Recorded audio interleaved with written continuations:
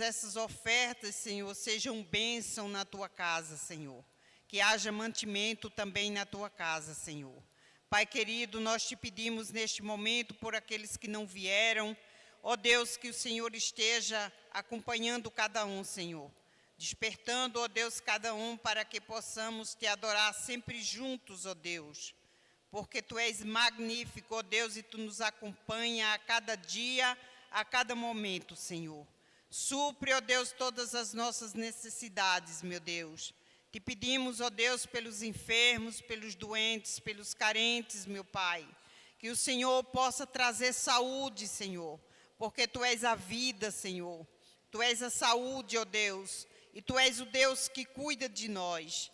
E o Senhor sabe que somos fracos, carentes de ti, carentes da tua ajuda, meu Deus. Por isso que nós colocamos diante do Senhor, confiados, ó Deus, na tua graça, na tua misericórdia, sabendo, ó Deus, que de ti, Senhor, vem, ó Deus, a solução para cada um dos nossos problemas. Ó Deus, que devemos confiar em ti, Senhor, sabendo que tu és um Deus forte e um Deus, ó Deus, que atenta para cada um de nós. Muito obrigada, ó Pai, e abençoa o restante deste culto.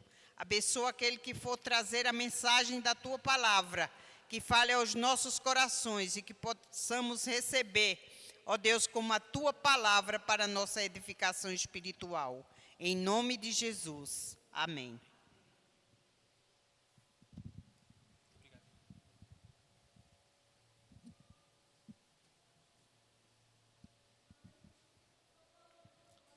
Teremos a mensagem da noite com o nosso irmão Júnior. Que Deus lhe abençoe, que possa transmitir fielmente a palavra de Deus para todos nós. Boa noite, meus irmãos, graça e paz. Vamos abrir a palavra de Deus. Louvado seja o nome do Senhor por essa noite tão maravilhosa, edificante. Deus tem falado muito ao coração da sua igreja. Vamos abrir a palavra de Deus na carta do apóstolo Paulo aos Gálatas. Carta do apóstolo Paulo aos Gálatas, capítulo de número 6. Vamos meditar nesta noite, nesta carta do apóstolo Paulo, capítulo 6, versículo de número 1 até o versículo 5. Vamos ler esses 5 versículos desta carta do apóstolo Paulo aos Gálatas. Capítulo 6, versículo 1 ao 5.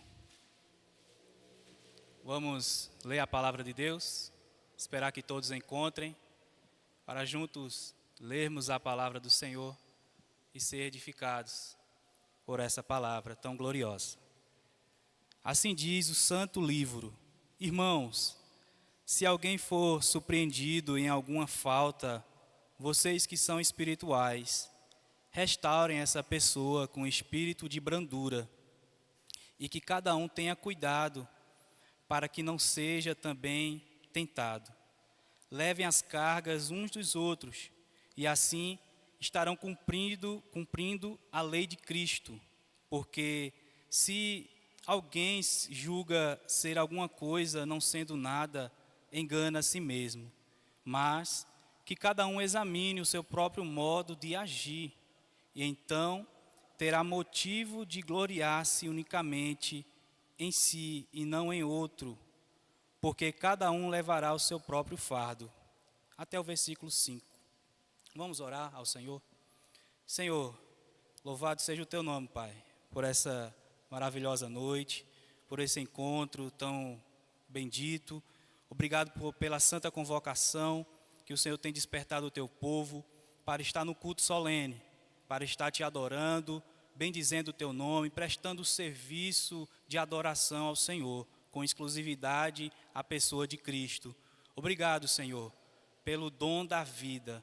Obrigado pelo ar que estamos respirando. É fruto da tua graça, Senhor. É fruto da tua bondade. Certamente, a bondade e a misericórdia nos acompanharão todos os dias enquanto vivermos, pois é a tua palavra que garante isso, Senhor. Obrigado, Deus, pelas misericórdias que se renovaram nesta manhã, e nos acompanhou até agora, nesta noite. Que o Senhor abençoe o teu povo, traga edificação, Senhor, ilumine o nosso entendimento, nos guia, Senhor, pelas veredas da tua justiça. Ó Deus, em nome de Jesus, é através de Cristo que aqui estamos, é através de Cristo que oramos, é pelo Espírito Santo que podemos viver neste mundo, Senhor, com graça, com verdade e com ousadia do Senhor. Muito obrigado, Senhor. Continua a falar aos nossos corações, continua a edificar o teu povo com a tua palavra e acalma os nossos corações, Senhor. Que cada um venha descansar na bendita graça, que cada um venha ouvir a tua voz e ser edificado, ser nutrido por tua palavra, Senhor, em nome de Jesus. Amém.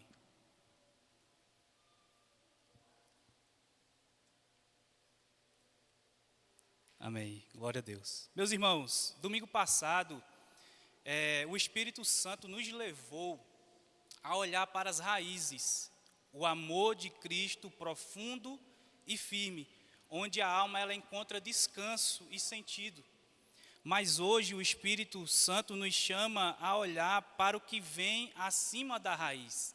O que é que vem acima da raiz? O fruto. Porque de nada adianta dizer que estamos enraizados no amor de Cristo e se esse amor não floresce, não frutifica, não se torna em evidência. Uma vida que restaura é uma vida que floresce. Uma vida que floresce, ela tem que refletir essa vida que restaura, que suporta, que serve e que anda na verdade, mesmo quando o mundo cai em nossa volta. Vivemos num tempo, meus irmãos, onde muitos falam de fé, mas poucos vivem essa fé. Muitos citam o Espírito, mas poucos andam neste Espírito. E é por isso que Paulo ele escreve de forma enfática Gálatas capítulo 6, versículo 1 ao 5. É um chamado à coerência espiritual. A fé que se prova não apenas em palavras, mas é uma fé que se prova nas atitudes. Se domingo passado descemos até as raízes, hoje o Senhor nos convida a andar sobre essa terra, não com os pés na carne, mas com os pés no Espírito Santo de Deus. Então, meus irmãos, citando uma frase logo de introdução de John Owen, a frase diz o seguinte: o Espírito não apenas nos ensina a verdade, mas nos capacita a amá-la e a vivê-la. Essa frase foi retirada do livro de John Owen, A Mortificação do Pecado. Neste livro, esse autor, tão conhecido por todos nós, ele explora o papel do Espírito Santo na vida do crente, especialmente em relação à santificação e à luta contra o pecado. John Owen, ele enfatiza não só como ele não só enfatiza a importância do Espírito Santo, não só como aquele que revela a verdade. O Espírito Santo, ele revela a verdade. Ele é aquele que veio mostrar e apontar as obras de Cristo, veio para apontar Cristo, mas não só isso o Espírito Santo faz, ele também nos dá capacidade de viver de acordo com essa verdade e amá-la de forma genuína. Esse é o trabalho do Espírito Santo. Então, meus irmãos, nesta noite eu quero convidar você a meditar no tema muito importante para os dias atuais, que é vivendo em espírito em um mundo caído. É um desafio para nós, viver no poder do Espírito Santo em um mundo caído. Meus irmãos, historicamente, Gálatas capítulo 6 está inserido no ambiente do cristianismo primitivo do século I. Durante a expansão do Evangelho para os gentios, a carta aos Gálatas foi escrita por Paulo, o grande apóstolo, o apóstolo Paulo, provavelmente entre 48 e 55 depois de Cristo.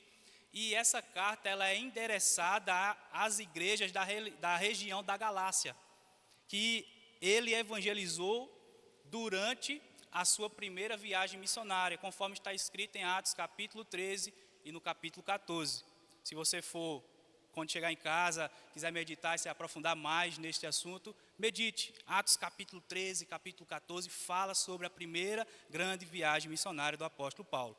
Naquela época, havia um forte conflito entre os cristãos de origem judaica e os gentios convertidos. Muitos judeus, meus irmãos, cristãos, ainda estavam apegados muito à lei mosaica e queriam que os gentios, aqueles gentios que estavam se convertendo a Cristo, os judeus queriam que os gentios adotassem essa prática, como, por exemplo, a circuncisão, a observância da lei, para serem plenamente aceitos como povo de Deus. Eles ainda estavam mergulhados, eles ainda estavam apegados à lei mosaica, à lei de Moisés.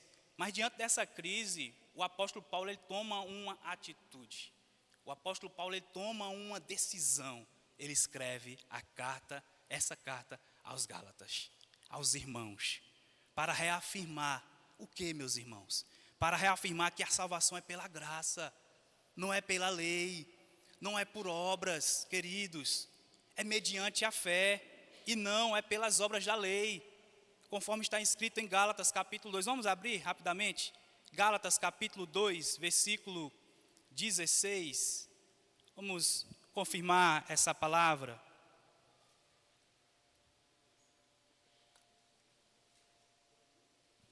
Gálatas capítulo 2, versículo 16.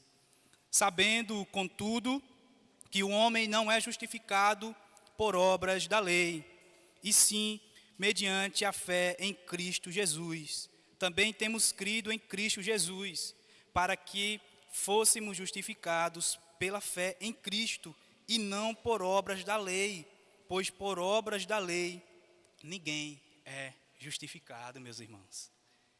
E em Gálatas capítulo 5, volte novamente para o capítulo 5, que é o capítulo anterior, antes do capítulo 6. Ele já havia contrastado, o apóstolo Paulo, falando sobre a liberdade cristã, com a escravidão da lei, e apresentando o fruto do Espírito como evidência da verdadeira fé cristã. A verdadeira evidência da fé cristã é o fruto que vem do Espírito Santo e não as obras da lei. A evidência da fé cristã não é as obras da lei, é os frutos que vêm do Espírito Santo. O apóstolo Paulo escreveu no capítulo 5, versículo 22 ao 23. E a liberdade, meus irmãos, é limitada pelo amor. Fomos chamados à liberdade, mas não podemos de maneira alguma usar essa liberdade para dar ocasião à carne. Pelo contrário, devemos ser servos uns dos outros pelo amor. Capítulo 5, versículo 13 diz isso. Se vivermos, meus irmãos, no Espírito, andemos também no Espírito. Não nos deixemos de possuir de vanglória, provocando uns aos outros, tendo inveja um dos outros. Paulo escreveu isso no capítulo 5, versículo 25 ao 26. E entrando agora de maneira específica no capítulo 6, o capítulo 6, meus irmãos, está diretamente ligado ao final do capítulo 5. Um capítulo está ligado ao outro. O contexto imediato, onde Paulo fala sobre a vida no Espírito e o contraste entre as obras da carne e o fruto do Espírito. Dessa forma, meus irmãos, em Gálatas capítulo 6, Paulo continua o raciocínio e ensina como os cristãos devem agir uns com os outros na prática, diante daquela crise, diante daquele conflito entre os judeus convertidos e os gentios convertidos. Havia um conflito, havia uma crise. Como viver? E o apóstolo Paulo, ele ensina para nós, de forma prática, como eu devo viver e agir uns com os outros, na comunidade cristã, na comunidade da fé. Versículo 1, meus irmãos, volte seus olhos para o versículo 1.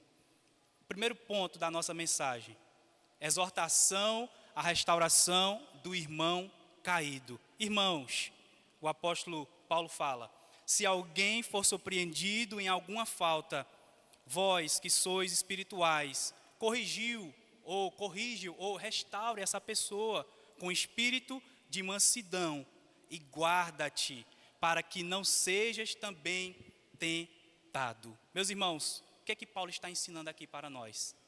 Paulo está ensinando como um cristão deve lidar com um irmão que caiu em pecado. Ele não está incentivando julgamentos severos de maneira alguma.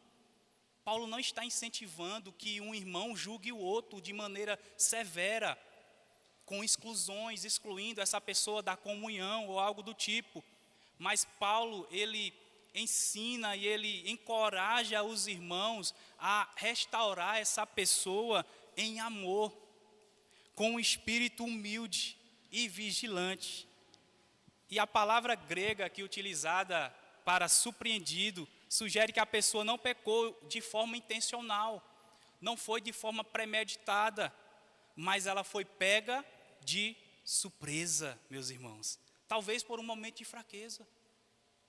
Foi isso que aconteceu. É isso que acontece geralmente no meio do povo de Deus. E a correção, ela deve ser feita por aqueles que são espirituais, ou seja, aqueles que são guiados pelo Espírito Santo. R.C. Sproul, ele comentando esse versículo, ele fala sobre a natureza da correção cristã e a importância de agir com paciência e graça. Para restaurar um irmão caído, devemos agir com paciência e graça e amor.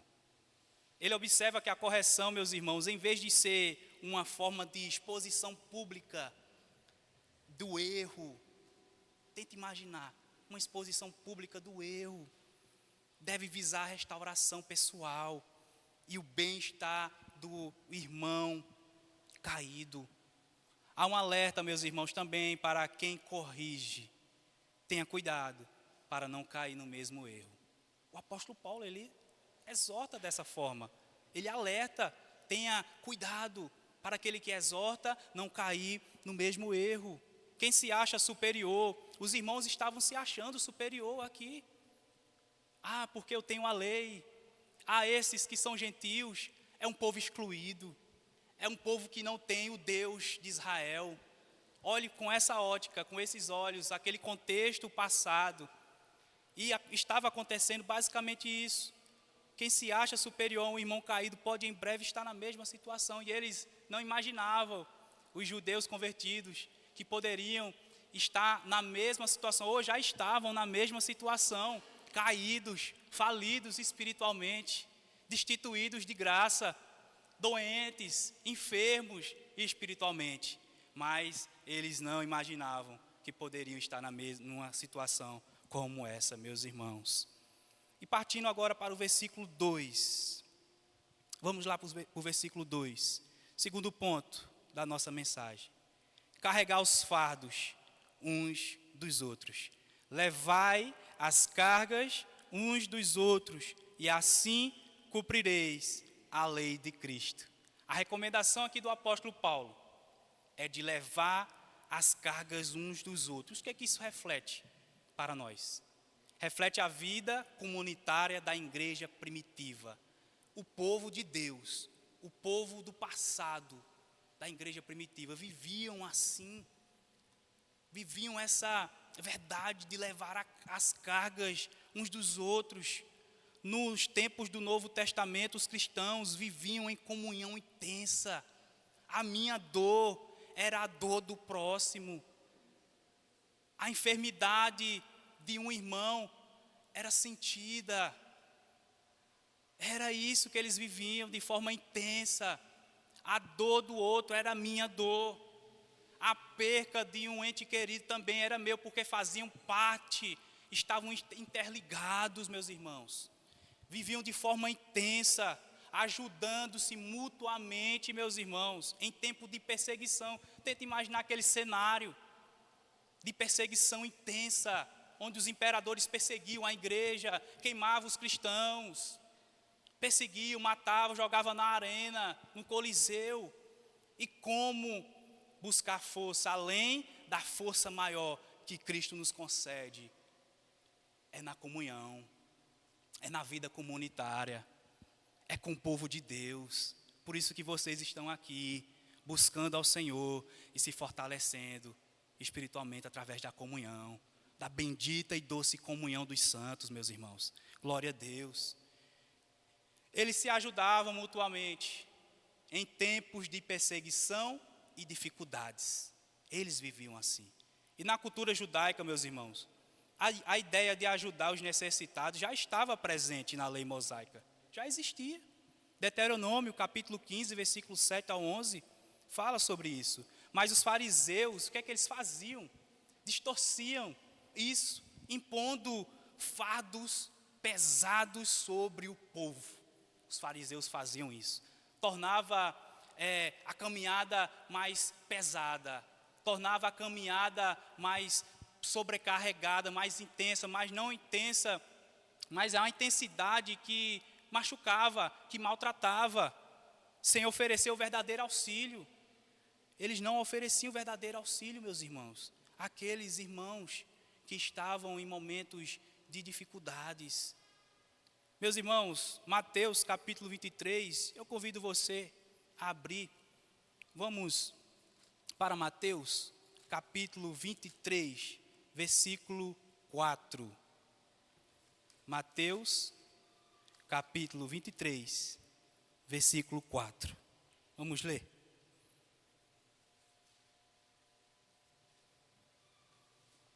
Atam os fardos pesados, difíceis de carregar, e os põem sobre os ombros dos outros, mas eles mesmos nem com o dedo querem movê-los. Isso os fariseus estavam fazendo. Eles atavam fardos pesados, mas eles não carregavam. Viviam uma vida de fachada, de hipocrisia, de falsidade. Eram legalistas. Mas em contraste a isso, meus irmãos, Jesus ensina uma lei que não é baseada na lei de Moisés, ou melhor, que não é baseada na lei dos homens, na lei dos fariseus, mas é baseada na lei, mas é baseada no amor, meus irmãos, no serviço ao próximo. João, vamos abrir João, capítulo 13, versículo 34. João capítulo 13, versículo 34. Eu lhes dou um novo mandamento, que vocês amem uns aos outros, assim como eu os amei, que também vocês amem uns aos outros, meus irmãos. Essa é a lei que Cristo concede, que Cristo compartilha com aquele povo. É a lei baseada no amor, é a lei baseada no serviço ao próximo. Meus irmãos, a expressão aqui da lei de Cristo, usada por Paulo, refere-se ao ensino central de Jesus, que é amar a Deus e ao próximo. Meus queridos, quando carregamos as cargas uns dos outros, refletimos o próprio caráter de Jesus. Não se envergonhe, não se sinta inferior ao carregar os fardos uns dos outros. Você estará refletindo o caráter de Cristo. Reflita o caráter de Cristo. Transmita esse aroma do bom perfume de Cristo Jesus, meus irmãos. Quando carregamos as cargas uns dos outros, refletimos o próprio caráter de Jesus, que levou sobre si os maiores dos fardos, nossos pecados, conforme está escrito em Isaías capítulo 53, o Evangelho de Jesus Cristo no Antigo Testamento. Que coisa linda, né, queridos? Cristo levou sobre si o fardo do pecado. Porque eu não irei carregar o fardo do meu irmão? Porque eu não irei amenizar a dor do meu irmão, orando por ele, caminhando junto com ele, chorando com os que choram, se alegrando com os que se alegram, tornando a vida do irmão mais leve através de uma palavra, através de um conselho, através de uma palavra, através da palavra de Deus, compartilhando uma palavra que irá consolar. Cristo nos convida a fazer isso, meus irmãos, nesta noite, a carregar os fardos uns dos outros, para refletir nesse mundo o caráter de Cristo, meus irmãos. O mundo precisa ver isso na igreja. não só aqui nessa igreja, mas na igreja de forma geral. O caráter de Cristo tem que ser manifestado através do povo de Deus. A graça de Deus tem que ser manifestada através dessas obras que é redimida por Cristo Jesus. Obras que são da graça, que provém da graça do Senhor, meus queridos. Então devemos fazer isso, porque Cristo levou sobre si o fardo do pecado. O maior fardo, Ele levou sobre si, na cruz do Calvário. Se transporte agora para a cruz. Tente imaginar aquele cenário, o cenário da cruz. Ele carregou sobre si. Não foi a cruz que era o fardo pesado e intenso. As chicotadas doeram, foi uma verdade, foi um fato. Mas o que foi mais intenso foi os nossos pecados, meus irmãos. Então, carregue, meus irmãos, os fardos uns dos outros para refletir o caráter de Jesus Cristo. Queridos, versículo 3, volte sua Bíblia para Gálatas, permaneça com ela aberta, vamos meditar. No versículo 3, terceiro ponto é a advertência, há uma advertência para nós, que é a advertência contra o orgulho. Paulo diz, porque se alguém julga ser alguma coisa, não sendo nada, a si mesmo se engana. Aqui Paulo, ele adverte contra o orgulho e a autossuficiência. Eram aqueles irmãos, judeus, eram orgulhosos demais, autossuficientes, dentro da comunidade cristã. Ele fala para aqueles que se acham superiores, Paulo estava falando para aqueles que estavam se achando superiores aos outros, e acreditam que não precisam ajudar, e nem precisam ser ajudados. Eles não querem ajudar e também não querem ser, eles pensam que não precisam de ajuda, que não precisarão de ajuda. Esse tipo de atitude, meus irmãos, ela é enganosa demais. É prejudicial ao corpo de Cristo. O corpo de Cristo não prospera. Não prospera, meus irmãos. O orgulho, ele cega a pessoa.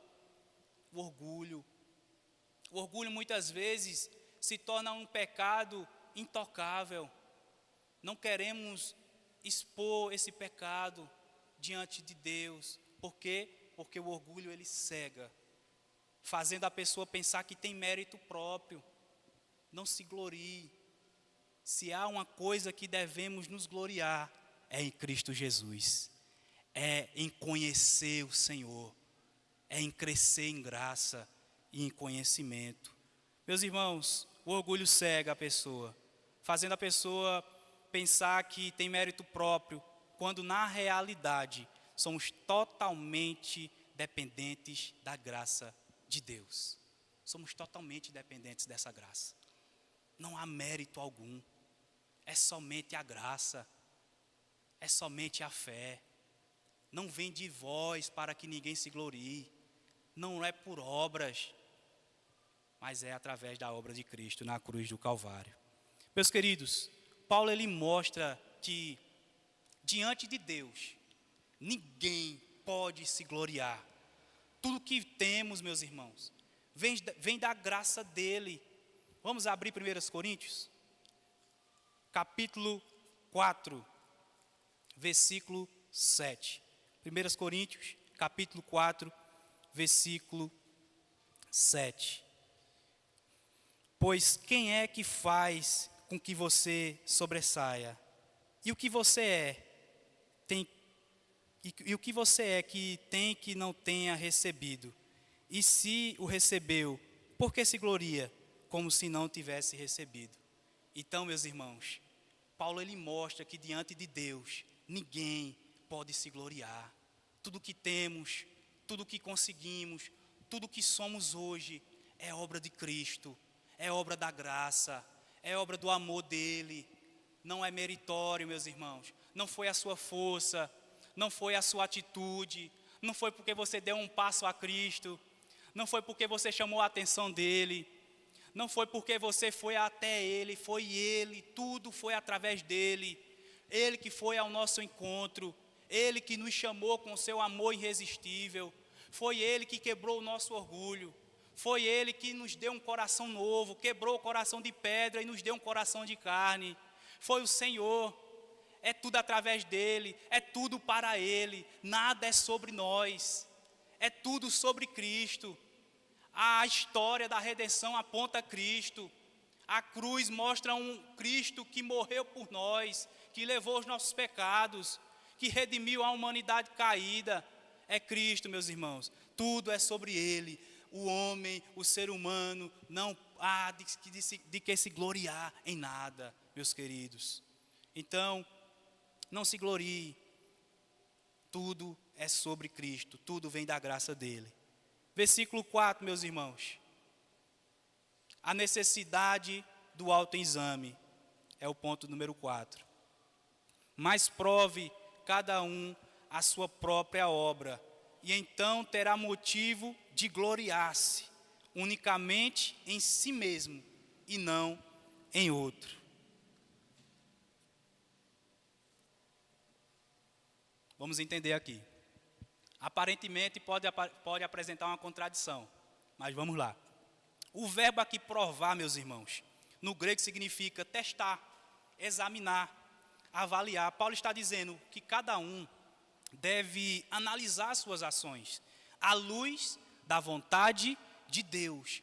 Não analisar de acordo com as nossas intenções, com o nosso entendimento, mas conforme a vontade de Deus, sem se basear no desempenho dos outros. E a ideia aqui de se gloriar, aqui, meus irmãos, não é a arrogância que o apóstolo Paulo está expressando, mas um senso de satisfação legítima em viver corretamente diante de Deus. Esse contentamento aqui, esse gloriar-se aqui, poderia muito bem ser substituído por contentamento. Se contente em quê? Em viver plenamente diante de Deus. Se contente em viver plenamente a vontade de Deus. Se contente. Não viva de comparação com os outros, mas do fato de ter cumprido a sua responsabilidade diante de Deus. Martin Lloyd Jones, o Dr. Martin Lloyd Jones, no estudo em Gálatas, ele vê esse versículo como um chamado à maturidade espiritual. Ele argumenta que muitos crentes medem a sua fé se comparando com os outros. Isso é errado. Não queira medir a sua fé se comparando com os outros. Não queira medir a sua fé. Mas Paulo os direciona a uma avaliação individual, meus irmãos. Paulo, ele chama a atenção dos irmãos a se avaliar de forma individual. Não queira medir, não queira que seu irmão sirva de parâmetro espiritual. O cristão deve fazer algumas perguntas assim: estou vivendo segundo o Espírito? Em vez de perguntar, estou melhor do que aquele irmão? Quantos não vivem assim, fazendo essas perguntas? O orgulho nasce, meus irmãos, da comparação humana, mas a verdadeira alegria vem de saber que estamos obedecendo a Deus. A verdadeira alegria vem da obediência a Deus. Eu estou obedecendo a Deus? Eu estou vivendo para Deus? Eu estou obedecendo? Eu estou agradando a Deus? Essas são as perguntas. Esse deve ser o entendimento. E não fazer aquele irmão, eu estou vivendo melhor do que aquele irmão? Eu estou orando mais do que aquele irmão? Não. Não faça isso de maneira alguma. Viva obedecendo a Deus. Ele chama você para a obediência, de forma individual. Agora vamos para o versículo 5, para fecharmos o raciocínio. A responsabilidade pessoal, meus irmãos. Versículo 5. Porque cada qual levará o seu próprio fardo. Neste versículo, Paulo está ensinando um princípio fundamental da vida cristã, que é a responsabilidade individual diante de Deus. Embora os cristãos, meus irmãos, sejam chamados, sejam alertados a ajudar aos outros, conforme está escrito no versículo 2 que lemos anteriormente, há um aspecto interessante, importantíssimo na vida cristã, que ninguém pode carregar pelo outro. Ninguém pode carregar pelo outro. A princípio, pode parecer uma contradição do verso 2 e o versículo 5. Se você prestar bem atenção aí, você vai perceber. Aparentemente é uma contradição, mas não é. Devemos carregar os fardos dos outros ou cada um deve carregar o seu próprio fardo? É uma pergunta.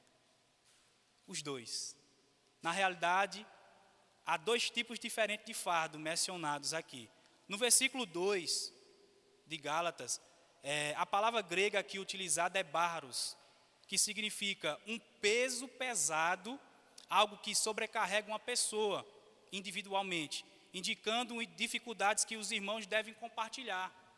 Essas dificuldades devem ser compartilhadas uns com os outros, para que, no final de tudo, uns carreguem os fardos uns dos outros.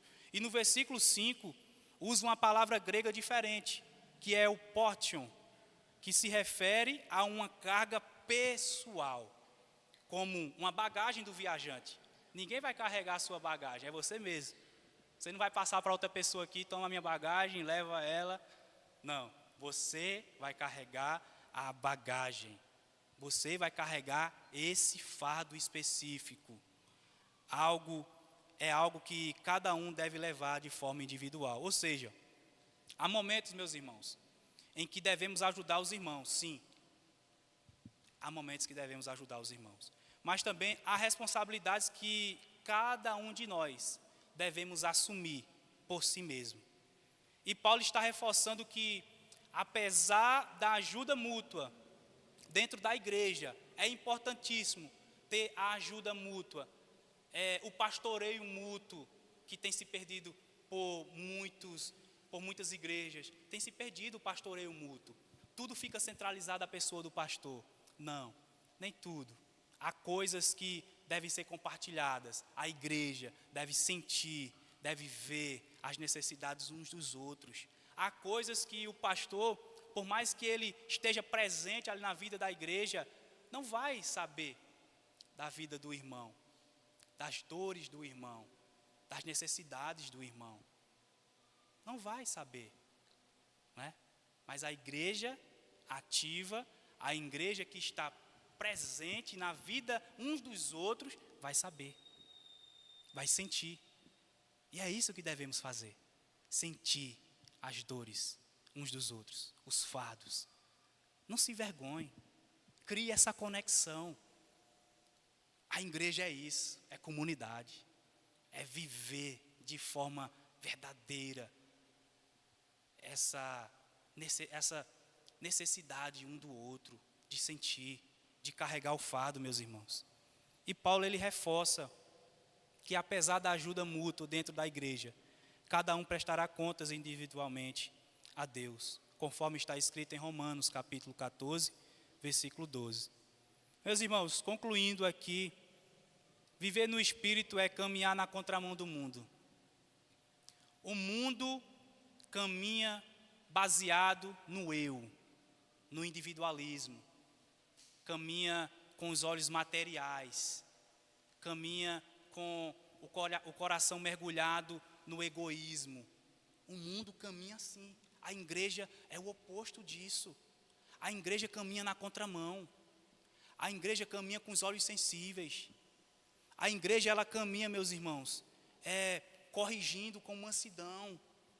Quando todos querem julgar, quando o mundo quer julgar um irmão que está fraco, um irmão que está cabisbaixo, a igreja é chamada, ela é confrontada a não julgar, mas a corrigir com mansidão, corrigir com amor.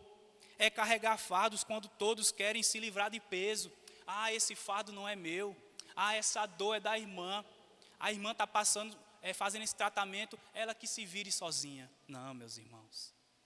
Eu sei que essa igreja, graças a Deus, tem vivido de forma maravilhosa, ajudando, abraçando. Abrace cada vez mais, ame cada vez mais, Se doe cada vez mais, meus irmãos, para que essa igreja venha florescer a cada dia, para a glória de Deus. Não queira se livrar do peso do irmão. Ajude. Viva como a igreja primitiva nos tempos passados, vivendo de forma que agrade o Senhor. Queridos, é examinar a si mesmo, quando é mais fácil apontar o outro.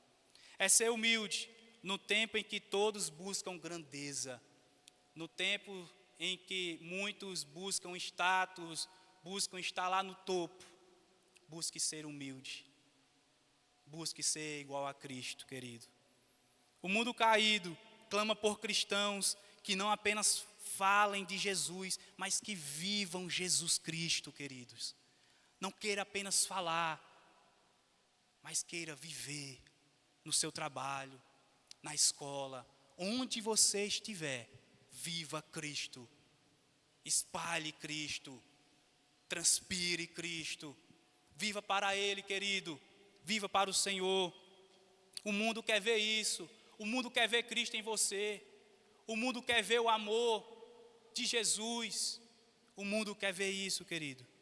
Que a igreja do Senhor Jesus, que essa igreja aqui, reunida nesse culto solene, seja marcada por essa verdade.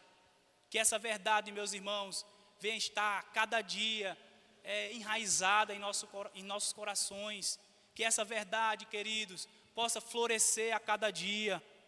Oh, queridos irmãos, que quando saímos daqui, o mundo veja não apenas o que dizemos, mas como andamos. Ande nos passos de Cristo. Reflita nessa noite, meus irmãos.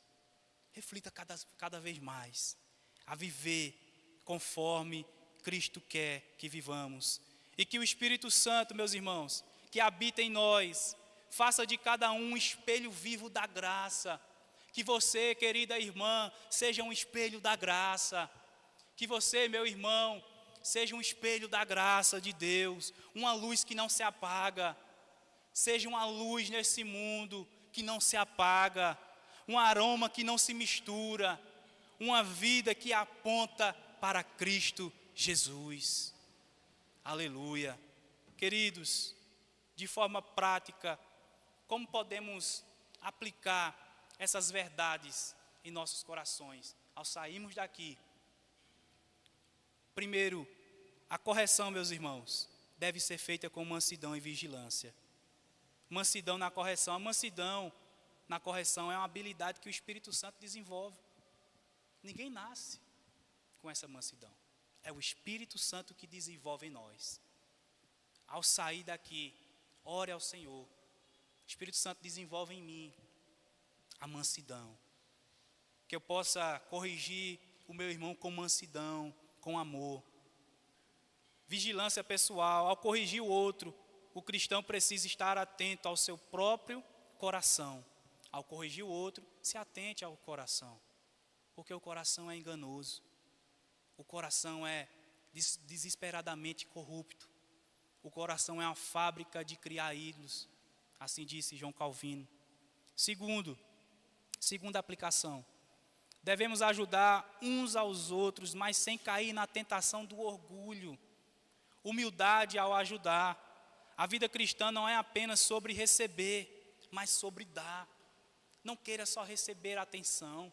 Não queira só receber alívio.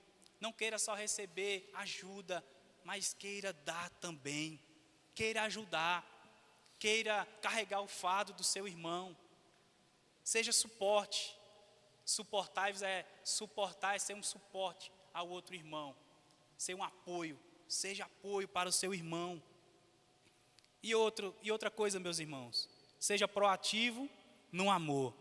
Ajudar uns aos outros não é só sobre responder quando alguém pede ajuda, mas também ser proativo. Não espere alguém pedir ajuda. Chegue perto desse irmão, dessa irmã.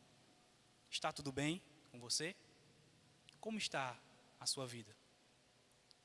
Não espere o irmão pedir ajuda, criar um relacionamento. Chegue perto dele ou dela e crie esse relacionamento. Ore ao Senhor. Espírito Santo, me conduz. Espírito Santo, me ajuda a ser proativo no amor. Meus queridos, isso significa que em um mundo caído, onde todos estão enfrentando suas próprias batalhas, o cristão deve estar atento ao sofrimento uns dos outros. O mundo tem se atolado cada vez mais no individualismo extremo, numa frieza grande. No seu trabalho há pessoas que estão ali precisando de uma palavra, com certeza. Se há um campo que precisa ser evangelizado, meus irmãos, eu digo isso com muita verdade, é o trabalho. É a casa também da gente, sem sombra de dúvida, precisando de um apoio, precisando de uma palavra, precisando da presença de Deus. Que Deus nos conduza, meus irmãos, que Deus aplique essas verdades em nossos corações. Amém? Vamos orar ao Senhor. Querido Deus, mais uma vez